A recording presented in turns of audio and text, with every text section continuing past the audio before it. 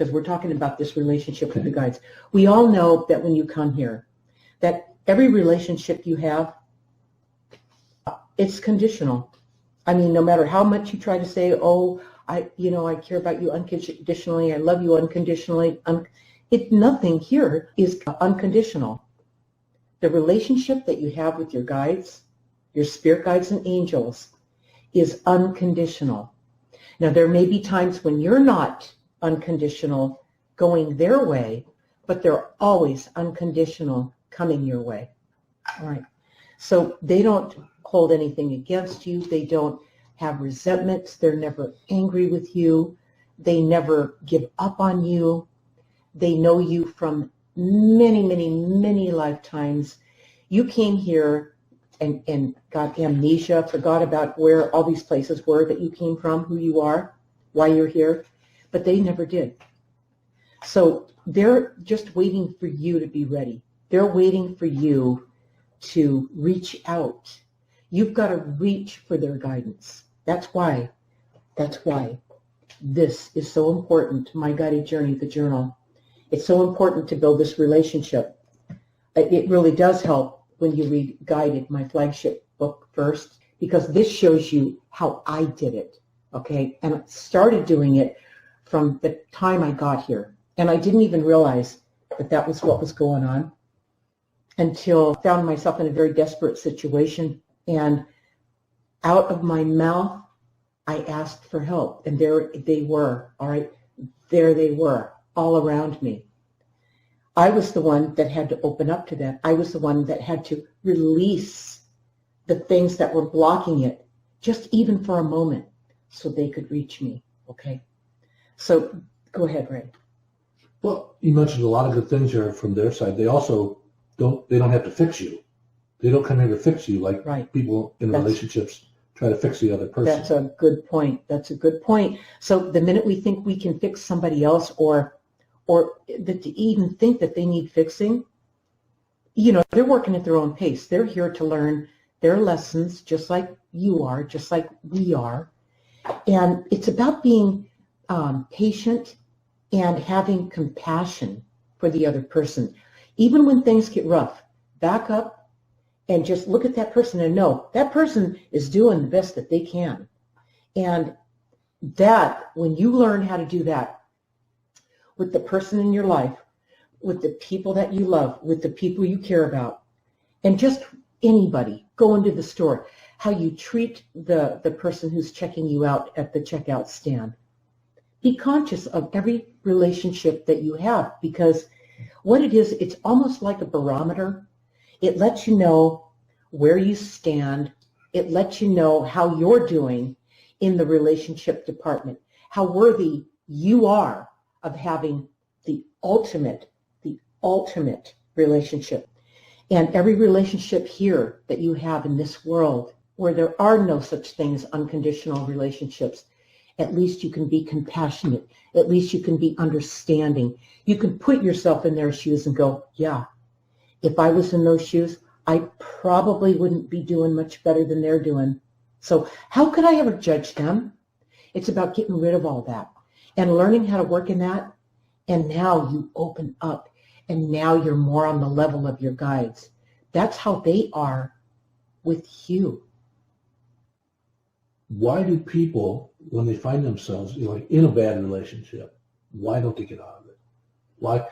Because here's this relationship with your guides, it's perfect, but they have all these other relationships where they've, let's say, compromised. It's like, why does a person stay in a relationship that's abusive? There's something in there in that happened to that person that affected their life greatly at some early point in their life.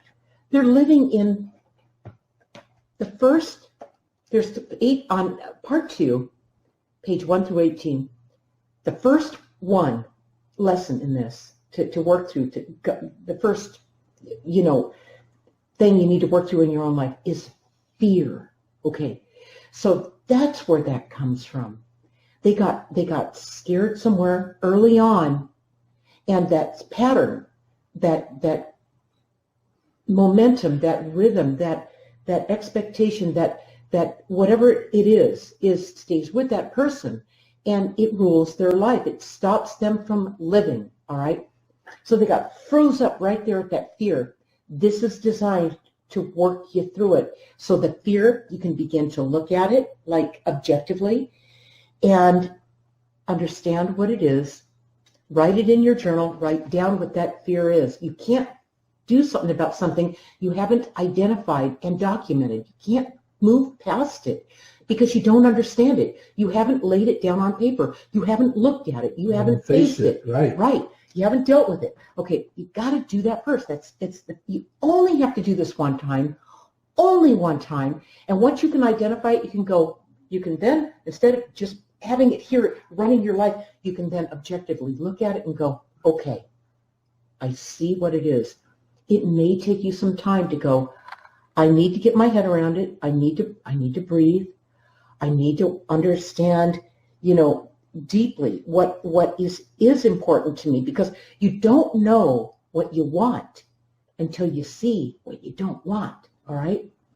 And once you write it into here, what you did, what you automatically did without even thinking about it as a little child, a little baby, whatever, you see that you made a decision that was based on very little information and mostly out of fear, which is not going to take you down the right path in your life. No wonder you're not happy with it, okay? So that's what this is about. Let's talk some more about the abuse. We talked about an abusive relationship. Yeah. That's something you know a lot about.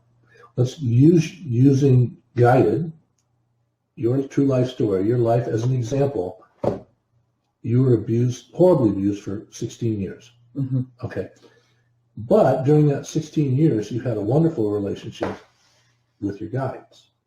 Right. Okay. Because you were living in two worlds. Right. So how did that abuse that you endured for 16 years, how did that affect your relationships once you got out of it? Okay. And again, that's where, after living this right here, that's where this came in. That's when, as a child, I started journaling to understand what was going on, because like Ray said, I was living in two worlds. I was very connected and communicating with my guides all the time, all right? While I was tolerating this life, I mean, that's really the best way I can describe it to you. I was tolerating it, like holding my breath until I could get out when I was 16. And I couldn't, because I couldn't get away from it, I developed a powerful relationship with my guides. And until I got out of it, did I see the benefits of everything that they helped me get through as I moved through it and understood this and got this information about that and knew more about myself over here and I explored this and I experimented with that, all the things they placed on my path. They don't teach you anything. They just present things to you that you decide, oh, yeah, I think I'll do that. No, maybe not right now. It's called free will. Okay, you're here. It doesn't matter how old or how young you are or wherever you are. This life is free will, and you have the free will to make your own decisions and make mistakes, do whatever you want. They don't see it that way. They see it like, okay, that takes you, like the dots, it takes you down the road. You connect the dots, pretty soon you start to see it. But you have to see it. They can't tell you how to see it. They don't tell you what to think or do, like everyone here does, all right? That's what makes this the ultimate relationship. But it was the ultimate relationship, the one I had with my guides, the bridge I built, the communication bridge with my guides, the way that I was influenced by them to have a greater understanding of what was really going on, like my mom. I mean, people think they just go crazy when they read my book, Guided, about what my mom did. Then they said, don't you hate her? Don't you? And I never hated my mom. I again, because I was connected to my guides, the more you're connected to your guides, the ultimate relationship, the more you become like them, okay? So in becoming like them, and this was my mom, my heart went out to my mom. here she is trying to kill me. And I knew something was wrong with her. I mean, I saw it for what it was. That's what happens when you have a relationship, the ultimate relationship. Everything clears up. It turns, everything in your life makes sense. You just see things for what they are. You quit fighting it. You don't resist it anymore. You're not trying to make it your way. You just look at it and go, okay, that's it. You know, so where's my place in that? Maybe there is no place in that for you. All right. But maybe you find yourself in a place right now that isn't so good. Once you realize that this has always been there for you and you haven't really used it, you haven't really tapped into it like you know you can. We all have tapped into it, so we know what it is. Intuition, gut feelings, you know, knowingness. We all know what it is. But you haven't really, really done your work. You haven't really gotten there, okay? Not really. When you do that and you make that decision and you take that leap, you start to see everything for what it is, and you don't try to make it into what you want it to be anymore.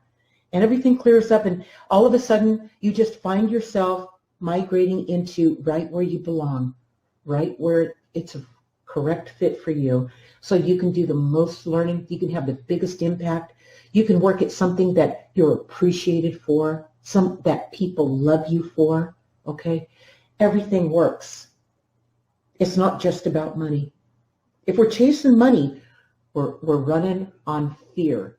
Again, part 2, the first lesson, 1 through 18. Number 1, fear. That will mess you up every time. It'll keep you in slavery to this old kind of thinking. So until we break that old thinking, will our lives improve?